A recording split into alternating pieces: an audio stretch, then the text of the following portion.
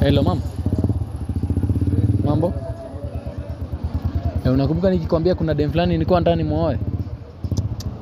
Leo kwanza nakwambia nikanta kuletea Muislamu. Nakwambia ni mrembo jamani. Kwa hivyo acha kwanza nimkaribie juu naona ni kama hana mtu. Mimi nakwambia tu akiweza nikubali leo nakuletea tu home ni muoe. Kwanza ni mweupe aje yake nani? Watoto wangu watakuwa hapo hivi. Mungu wangu. Hata nilikuwa naona akiweza nikubali saa hii naacha ku waste time nakuja na yeye. Si ndio? Hata hana shida naye mama.